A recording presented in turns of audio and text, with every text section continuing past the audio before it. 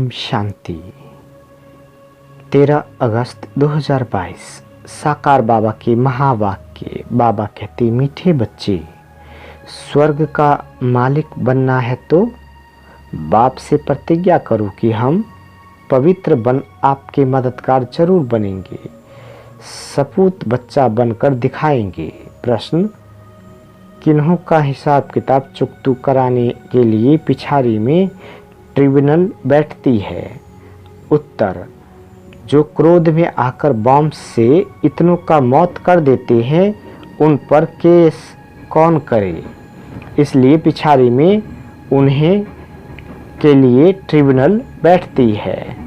सब अपना अपना हिसाब किताब चुकतू कर वापिस जाते हैं। दूसरा प्रश्न, विष्णुपुरी में जाने के लायक कौन बनते हैं?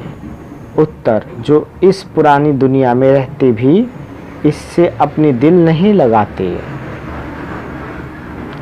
बुद्धि में रहता अब हमें नई दुनिया में जाना है, इसलिए पवित्र जरूर बनना है। दूसरा, पढ़ाई ही विष्णुपुरी में जाने के लायक बनाती है। तुम पढ़ते इस जन्म में हो, पढ़ाई का पद दूसरे जन्म में मिलता है। आज का गीत, तुम ही हो माता पिता तुम ही हो। ओम शांति। बाबा कहते, महिमा गाते हैं बेहद के बाप की, क्योंकि बेहद का बाप बेहद की शांति और सुख का वर्षा देते हैं। भक्ति मार्ग में पुकारते भी हैं, बाबा आओ आकर हमें सुख और शांति दो। भारतवासी 21 जन्म सुख धाम में रहते हैं, बाकी जो आत्माएं हैं वह शांति धाम में रहती है। तो बाप के दो वर्षे हैं, सुख धाम और शांति धाम। इस समय न शांति है न सुख है, क्योंकि भ्रष्टाचारी दुनिया है। तो जरूर कोई सुख धाम से दुख धाम से सुख धाम में ले जाने वाला चाहिए। बाप को खिवैया भी कहते हैं, विशेष सागर से क्षीर सागर में ले जाने वाला है। बच्चे जानते हैं बाप ही पहले शांति धाम में ले जाएंगे, क्योंकि अब टाइम पूरा होता है। ये बेहद का खेल है, इसमें ऊंचे ते ऊंच मुख्य क्रिएटर डायरेक्टर मुख्य एक्टर कौन है? ऊंचे ते ऊंच है भगवान, उनको सबका बाप कहा जाता है, वह स्वर्ग का रचयिता है। फिर जब मनुष्य दुखी होते हैं तो लिबरेट भी करते हैं।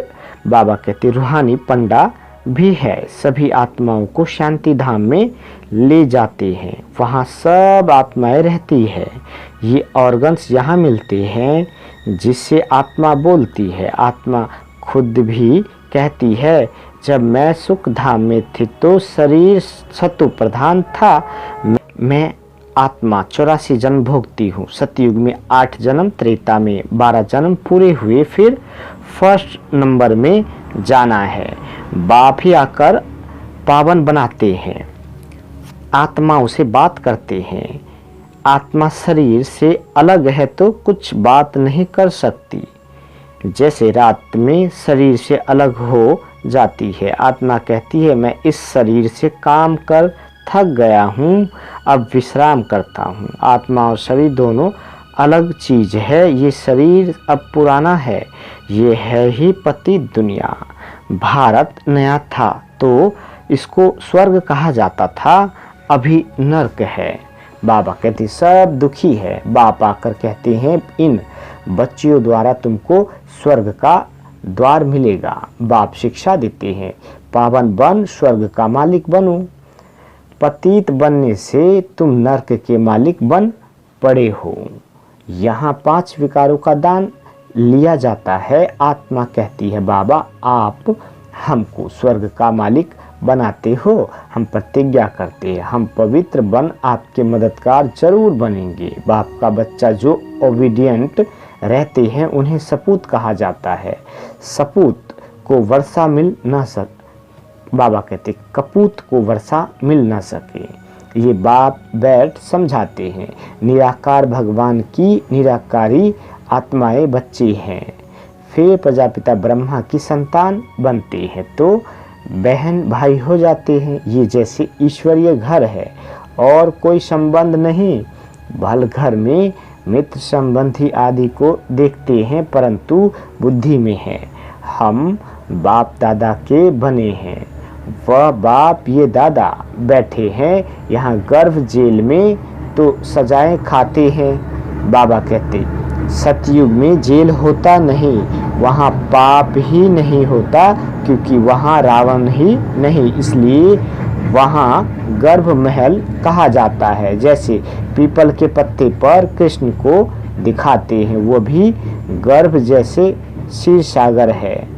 बाबा कहते हैं सतयुग में न गर्भ जेल होता न वो जेल होता, आधा कल्प है नई दुनिया, वहाँ सुख है।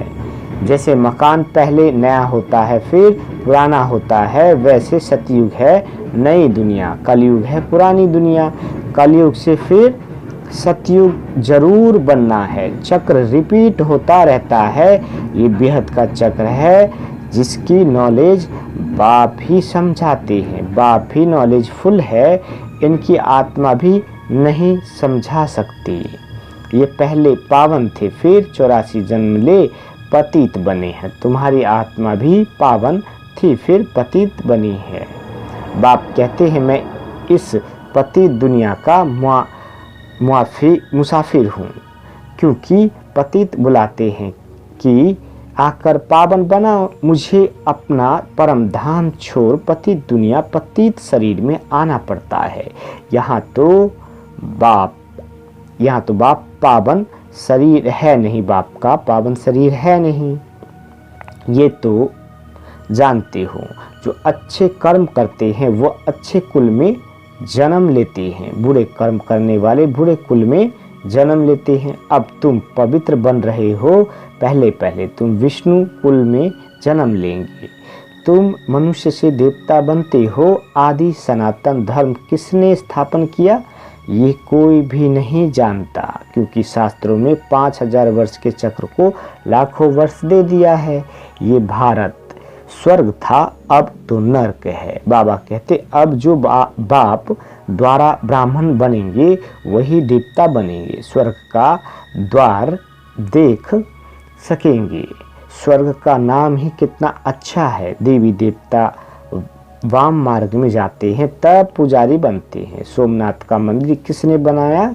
सबसे बड़ा ये सोमनाथ का मंदिर जो सबसे साहूकार था उसने ही बनाया होगा। जो सतयुग में पहले महाराजा महारानी लक्ष्मी नारायण थे, वही जब पूज्य से पुजारी बनते हैं तो शिव बाबा जिसने विश्व का मालिक बनाया है उनका मंदिर बनाते हैं। खुद कितना साहूकार होंगे तब तो इतना मंदिर बनाया, जिसको मोहम्मद गजनवी ने लूटा। सबसे बड़ा मंदिर है शिव बाबा का, वह है स्वर्ग का रचयिता। खुद मालिक नहीं बनते हैं, बाप जो सेवा करते हैं उसको निष्काम सेवा कहा जाता है। बच्चों को स्वर्ग का मालिक बनाते हैं, खुद नहीं बनते। खुद निर्वाण धाम में बैठ जाते हैं। जैसे मनुष्य 60 वर्ष के बाद वानप्रस्थ में जाते हैं, सत्संग आदि करते रहते हैं, कोशिश करते हैं हम भगवान से जाकर मिले, परंतु कोई मेरे से मिलते नहीं है। सबका लिबरेटर गाइड एक ही बाबा है और सभी है जिस्मानी यात्रा कराने वाले। अनेक प्रकार की यात्रा करते हैं, ये है रूहानी यात्रा। बाप सभी आत्माओं को अपने शांति धाम में ले जाते हैं। अभी तुम बच्चों को बाप विष्णुपुरी में ले जाने के लायक बना रहे हैं। बाप आते ही हैं सेवा करने। बाप कहते हैं इस पुरानी दुनिया में कोई से दिल नहीं लगाओ, अब जाना है नई दुनिया में। तुम आत्माएं सब ब्रदर्स हो, इसमें मेल भी है फीमेल भी है। सतयुग में तुम पवित्र रहते थे, उसको कहा ही जाता है पवित्र दुनिया। यहाँ तो 5-7 बच्चे पेट चीर कर भी निकालते हैं। सतयुग में लॉ बना हुआ है, जब समय होता है तब दोनों को साक्षात्कार हो जाता है कि अब बच्चे होने वाला है। उसको कहा जाता है योग बल।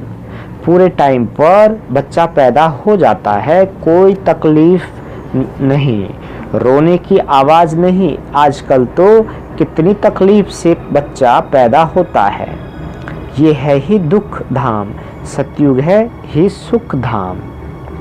बाबा कहते तुम पढ़ाई पढ़ रहे हो, सुख धाम का मालिक बनने उस समय, बाबा कहते उस पढ़ाई का फल तो इसी जन्म में भोगते हैं, तुम इस पढ़ाई का फल दूसरे जन्म में पाते हो।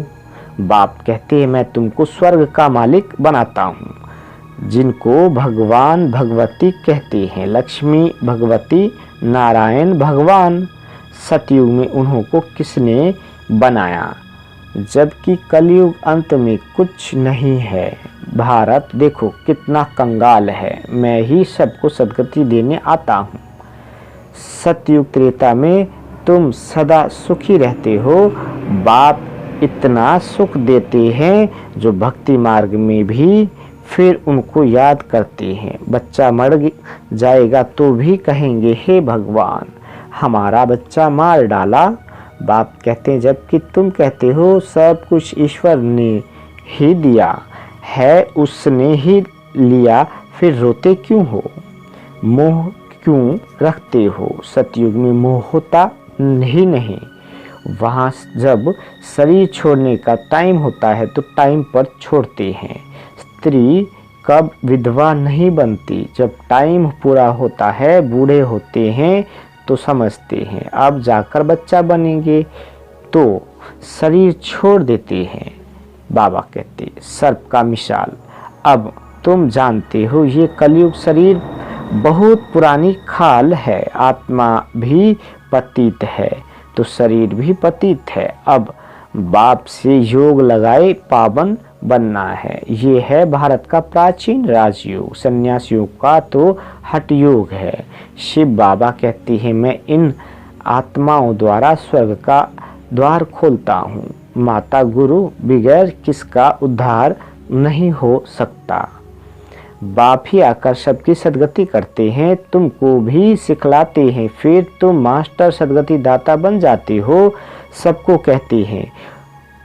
कहते हो मौत सामने खड़ा है, बाप को याद करो, सब खत्म हो जाना है। बम शादी बनाने वाले खुद भी मानते हैं कि इससे विनाश होना है, परंतु हमें कौन प्रेरता है पता नहीं। समझते हैं एक बम फेंकने से सब खत्म हो जाएंगे, बाकी थोड़ा समय है, जब तक तुम कांटों से फूल न बन जाओ। ये है ही कांटों की दुनिया। भारत ही फूलों की दुनिया थी, अब है वैश्यालय, फिर होगा शिवालय, अर्थात शिव द्वारा स्थापन किया हुआ स्वर्ग। भगवान तो एक ही निराकार है, मनुष्य को कभी भगवान नहीं कह सकते। दुख हरता सुख करता एक ही बाप है। भगवान वाच मैं तुमको नर से नारायण बनाता हूँ। ये पुरानी पतित दुनिया अब खत्म होनी है, मैं पतित से पावन देवता बनाता हूँ। फिर तुम चले जाएंगे अपने घर।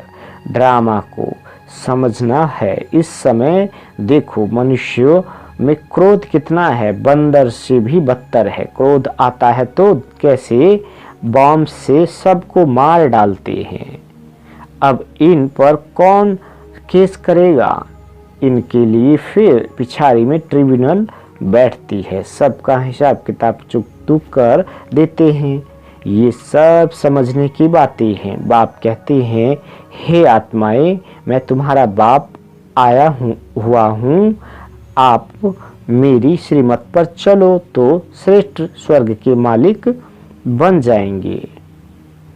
वो मनुष्य तो मनुष्यों के गाइड बनते हैं, बाप गाइड बनते हैं सर्व आत्माओं की। आत्मा ही कहती है हे पतित पावन, अब बाप हमको पुण्य आत्मा बना रहे हैं। स्वर्ग में रूहानी बाप होता नहीं, वहाँ तो है ही प्रारब्ध ये यूनिवर्सिटी है, राजयोग बाप के सिवाय कोई सिखला नहीं सकते। बाप कहते हैं मैं इस शरीर का लोन लेकर आता हूँ।